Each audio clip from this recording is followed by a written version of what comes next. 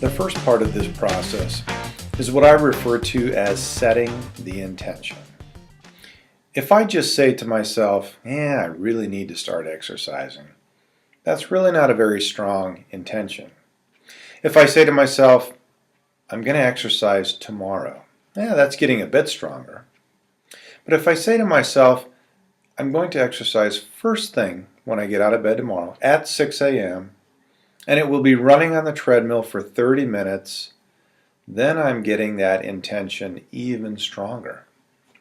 Now, if I write that intention down, put it in my phone, set a reminder, then I have really upped the ante. The more specific I get with my intention, and the more that I work with it, the stronger that intention gets in my mind. But we're still not done yet. We can make that intention even stronger. What we do next is to write down all of the reasons that we want to exercise. And finally, we need to think about all the likely thoughts that the limbic system is likely to launch to keep us in bed.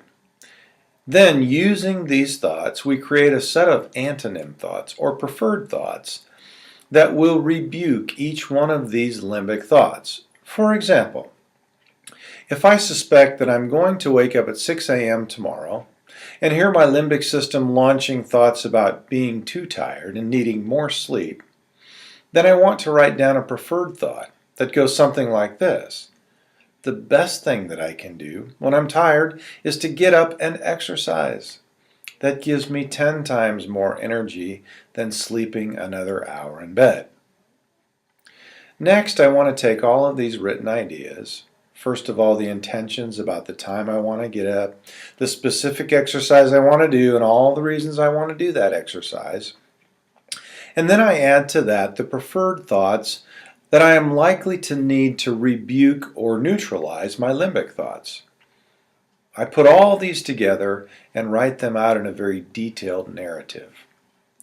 Finally, I'm going to take this narrative and create a video of myself reading this narrative in a very enthusiastic and convincing manner. I'll shoot that video enough times until I get my body language to match my intention.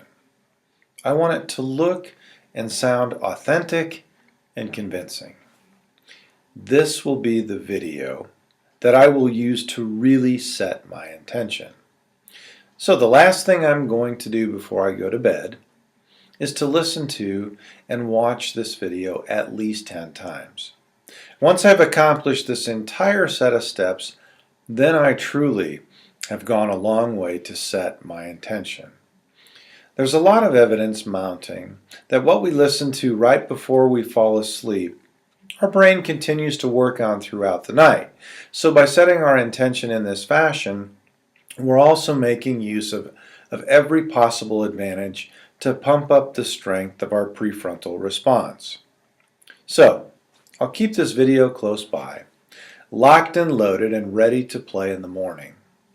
The minute my alarm goes off at 6 a.m., I'm going to reach for my phone and play this tape again. But don't just passively play the tape. Focus on the intention and listen to what my brain is doing. If all goes well, my intention will ultimately get me out of bed.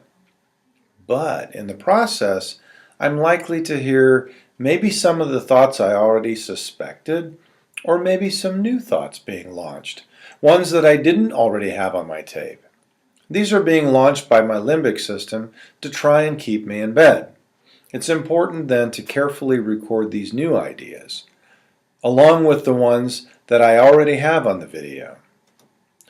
Now, if I don't get out of bed and exercise, which I hope won't happen, at least I'm going to record whatever thoughts I listened to that kept me in bed.